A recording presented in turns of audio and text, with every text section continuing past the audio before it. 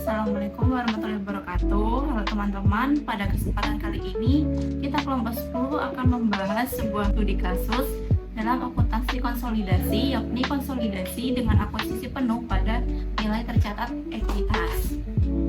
Dalam pembahasan ini kita akan mempelajari bagaimana mencatat jurnal akuisisi, mencatat investasi selama tahun berjalan termasuk laba dan dividen yang diterima, hingga menyusun kertas kerja konsolidasi lengkap dengan jurnal eliminasinya. Sebelum ke pembahasan, kami kelompok 10 yang beranggotakan Ana Miftahu dengan NIM 251, Ahirunisa Aulia dengan NIM 261, Viola Zarifah Putri dengan NIM 269, Nika Putri Destiani dengan NIM 272. Selanjutnya langsung saja masuk ke soal. Ini PT Afaf melakukan akuisisi atas seluruh saham yang dimiliki PT Farfa senilai 300 juta rupiah pada 1 Januari 2020 ketika nilai buku ekuitas PT Farfa sama dengan nilai wajarnya, yakni 300 juta. PT Afaf menggunakan metode ekuitas untuk mencatat investasinya, neraca saldo PT Afaf dan PT Farfa per 31 Desember 2020 adalah sebagai berikut. Akun pada kas PT Afaf didebit senilai 330 juta rupiah, piutang didebit 160 juta rupiah, persediaan 200 juta rupiah, investasi pada PT Farfa didebit 355 juta rupiah, tanahnya 200 juta rupiah, bangunan dan peralatan 700 juta rupiah, beban pokok penjualan 200 juta rupiah, beban penyusutan 50 juta, beban administrasi dan penjualan di debit 225 juta, dividen di debit 100 juta. Lalu pada PT Farfa, kasnya di debit 80 juta, piutangnya 65 juta, persediaannya 75 juta, investasi pada PT Farfa 0, tanahnya 100 juta, bangunan dan peralatannya 200 juta, beban pokok penjualannya 125 juta, beban penyusutannya 10 juta, beban administrasi dan penjualan 40 juta, dividen 20 juta rupiah.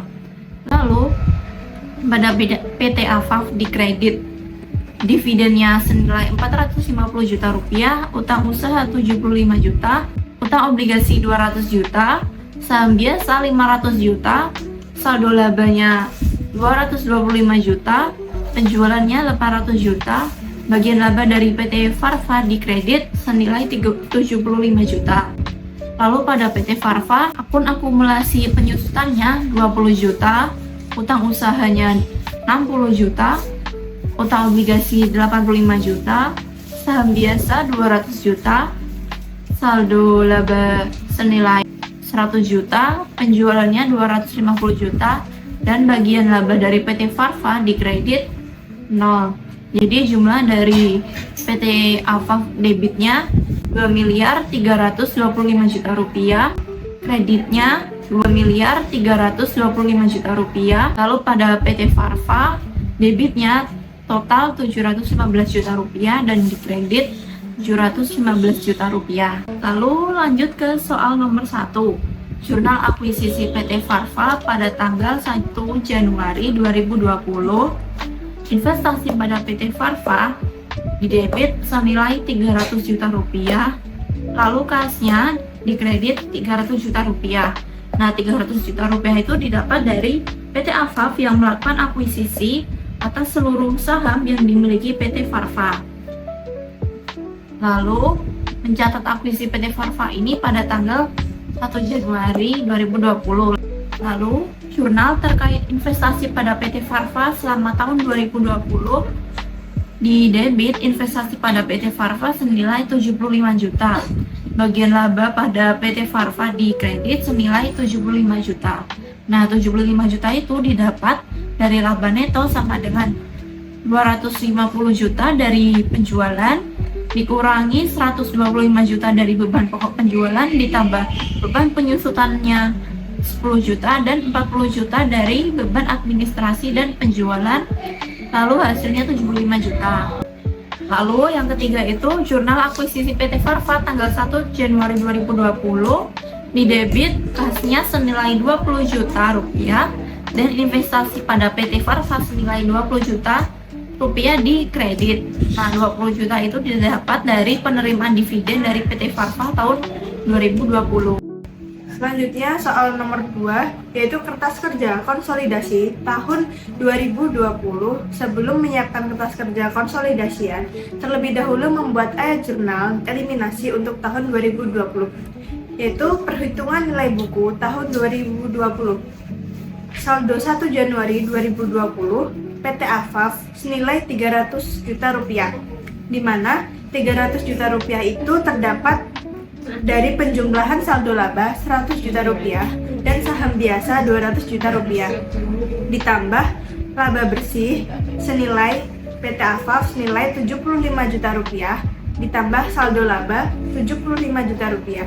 31 Desember 2020 saham biasa PT Farva yaitu ada di debit senilai 200 juta rupiah, saldo laba ada di debit senilai 100 juta rupiah, bagian laba atas PT Farva di bagian debit senilai 75 juta rupiah, kemudian ada dividen diumumkan di kredit senilai 20 juta rupiah, investasi pada PT Farva di kredit senilai 355 juta rupiah. 31 Desember 2020 saham biasa PT Farva yaitu ada di debit senilai 200 juta rupiah, saldo laba ada di debit senilai 100 juta rupiah, bagian laba atas PT Farva di bagian debit senilai 75 juta rupiah, kemudian ada dividen diumumkan di kredit senilai 20 juta rupiah, investasi pada PT Farva di kredit senilai 355 juta rupiah. Selanjutnya yaitu ada kertas kerja konsolidasi tahun 2020. Pada laporan laba rugi penjualan di PT AFAF sebesar 800 juta, di PT Farva sebesar 250 juta, jadi konsolidasinya sebesar 1.050 juta rupiah. Beban penjualan pada PT AFAF itu 200 juta, pada PT Farva itu sebesar 125 juta, konsolidasinya sebesar 325 juta. Beban penyusutan pada PT AFAF itu 50 juta, pada PT Farva itu 10 juta, konsolidasinya jadi 60 juta. Beban administrasi dan penyusutan pada PT AFAF itu sebesar 225 juta, pada PT Farva itu 40 juta, konsolidasinya jadi 265 juta. Selanjutnya pada bagian laba pada PT AFAF itu sebesar 75 juta, sedangkan pada PT Farva itu terdapat jurnal eliminasi di debit sebesar 75 juta. Selanjutnya laba neto konsolidasian di PT AFAF itu sebesar 400 juta, di PT Farva itu 75 juta, jurnal eliminasi di debit itu 75 juta. Konsolidasinya itu sebesar 400 juta rupiah. Selanjutnya laba perusahaan saldo itu saldo laba awal itu PT AFAF sebesar 225 juta, di PT Farva itu 100 juta, jurnal eliminasinya itu di debit 100 juta, jadi konsolidasinya sebesar 225 juta rupiah. Laba neto pada PT AFAF itu 400 juta, pada PT Farva itu 75 juta, jurnal eliminasi di debit 75 juta, jadi konsolidasinya sebesar 400 juta rupiah.